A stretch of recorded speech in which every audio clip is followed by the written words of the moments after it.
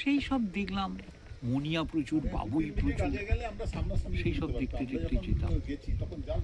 একা একাই যেতাম, তারও আমার স্কুলের 2-4 জন যেত আমার সামনে, আমার সঙ্গে। তাদের হয়েছে কি, একটা ঘোরার আগ্রহ, জানার আগ্রহ কম, পাখির নাম পাখি না জানে। জানলেও পাখি তো দেখতে ভাল লাগে, কিন্তু হ্যাঁ। তাদের খুব একটা ওরকম আগ্রহ ছিল না।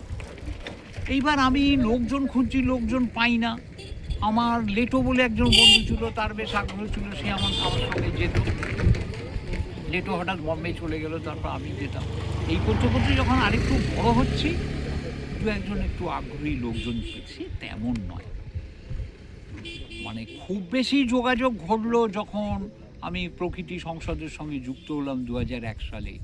তারা খুব নিয়মিত যায়, মাসে 1 বার যায় অবশ্য, আমি মাসে 4 বার যেতাম। তখন অনেকগুলো ফেজ জানলাম, অনেক কিছু জানলাম, লোকজনের সঙ্গে আলাপ হলো, তাদেরকে বললাম অমুক দিন অমুক জায়গায় যাবে, ওইসব এইভাবে এসো। তারপর হঠাৎ আমার একটা টেবিলে একটা ফোন চলল, যখন বিজেপি সরকার, বাজপেয়ী সরকার এলো, সেই সময় তো সব ফোন দিয়ে দিচ্ছিল 10-15 দিনের মধ্যে, এবং টাকাটা তখনই দিতে হবে না, 3 কিস্তিতে দিতে হবে।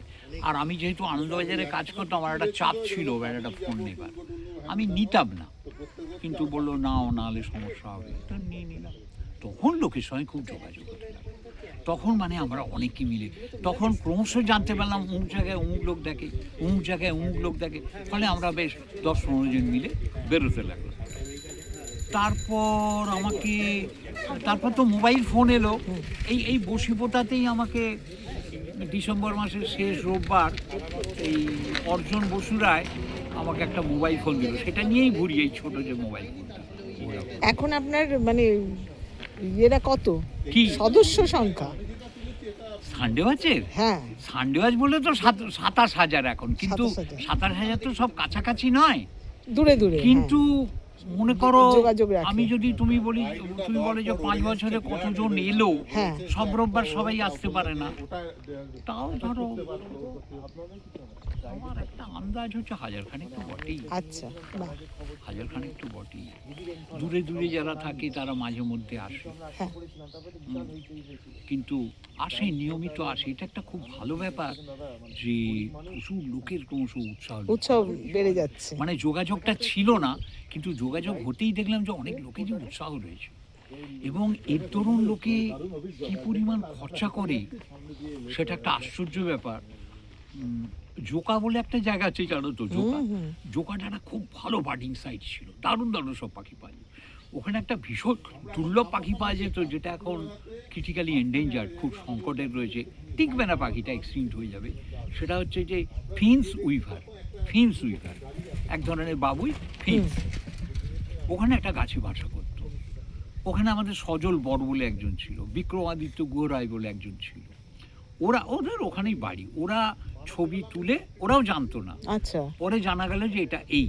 তখন তো এই বইটাই ছিল না, বই তো ধরো এই তো 98 সালে বই এলো, গ্রিমেটের এই বইটা বেরোলো 98 সালে, আর 2000 সালে ক্রিস কাজরিজাকের বই এলো, সেটা একদম স্বর্গ হয়ে গেল। সেই পাখি দেখতে আমরা যেতাম, এবং আমাদের সঙ্গে অনেক যেত।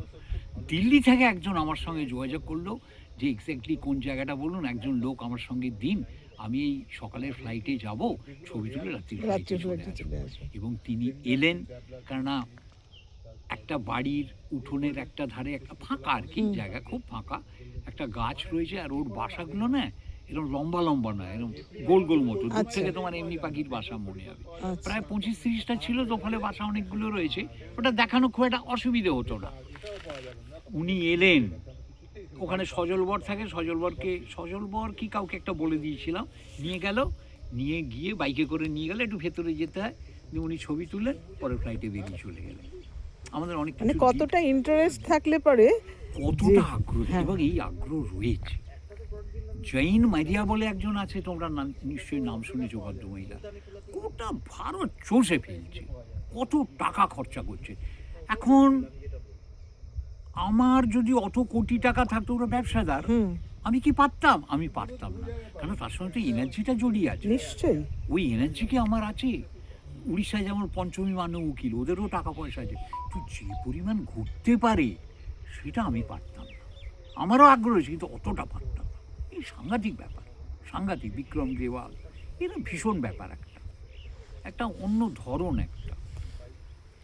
এই নানান ধরনের লোকজনের সঙ্গে আলাপ হলো, যোগাযোগ হলো, বইপত্র বেরোলো। একটা একটা পাখি দেখার জগতে একটা বিরাট বিপ্লব ঘটে গেল। সেটা হচ্ছে 1998 সাল থেকে। 1998 সালে গ্রিমেটের ওই যে বইটা আমরা ব্যবহার করি, birds of the Indian subcontinent, ওটা বেরোলো। ওটা বেরোতে তো লোকে চমকে গেল, বাবা এরকম একটা বই। বই তো ছিল না কিছু। সেলিম আলির একটা ফিল্ড গাইড বলে একটা বই ছিল, এরকম মোটা কভার, বেশ চওড়া। সেটা ফিল্ডে নেওয়া অসুবিধে ছিল এবং অত পাখি ছিল না তাতে। এই যে 13,075টার খবর ওতে রয়েছে, আরও বেড়েছে ভারতে। 13,000, এই 1375 রয়েছে, এখন 1380 কি 85 হয়েছে। নেক্সট এডিশনে থাকবে সেগুলো। সেটা তো সেলিম আলির বইটাতে ছিল না। আর আঁকা ফাঁকা অত ভালো নয়, অতগুলো নেই। এতে যেমন জুভেনাইল রয়েছে, উড়লে কীরম, উড়লে এপারটা কীরম, ওপারটা কীরম, ফিমেল রয়েছে, শীতকালে কেমন, গরমকালে কেমন, চেঞ্জ করছে তো, সব রয়েছে। কিন্তু সেলিম আলির বইতেও সব ছিল। আর তখন ছিল ফিল্মের ক্যামেরা। 98 সালে গ্রিমেটের বই বেরোলো, 2000 সালে ক্রিস কাজমিয়েজাকের পাখির বই বেরোলো, সেও একটা বিষয়। 2001 সালে ইন্টারনেট ভীষণ চালু হলো এখানে, এবং 2001 সালে ডিজিটাল ক্যামেরা এলো। 2001 সালে আমি প্রথম ডিজিটাল ক্যামেরা দেখি।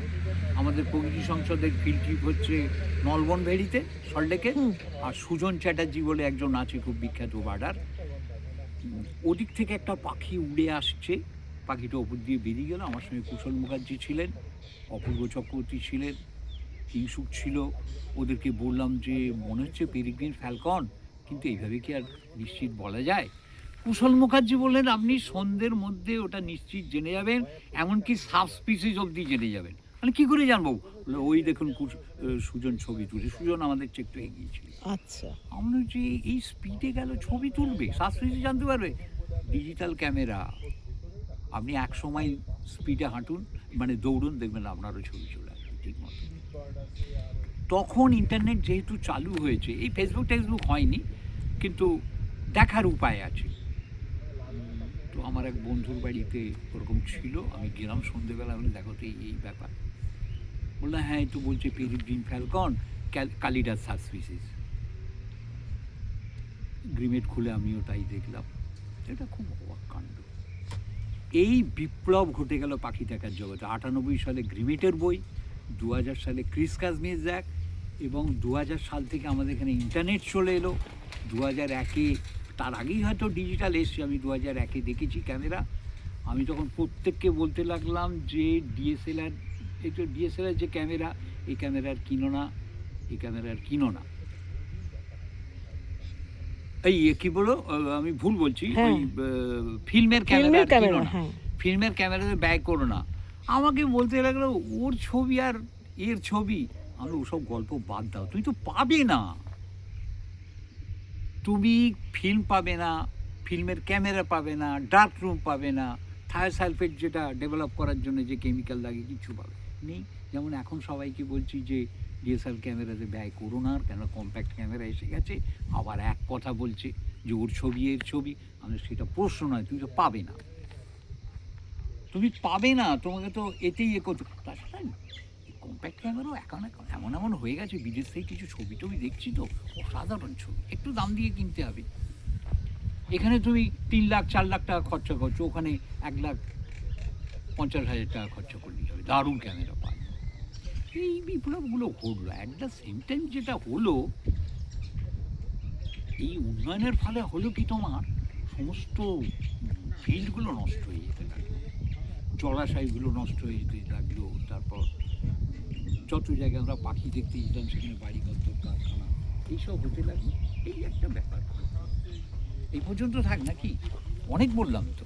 ঠিক আছে, ঠিক আছে, থ্যাংক ইউ স্যার। আমার জীবন বলে আমার একটা বই আছে, জানো, এই কিছুদিন আগে বেরিয়েছে। কোনো কারণে তোমরা যদি ওটা কিনতে পারো, 400 টাকা দাম, তাহলে তাতেও এইগুলো সব ডিটেলে রয়েছে, আরও বেশি করে। একটা দেখো লিটলি গ্রেট বসে রয়েছে, ওই তো, হ্যাঁ। এই জানো তো তোমার নামটা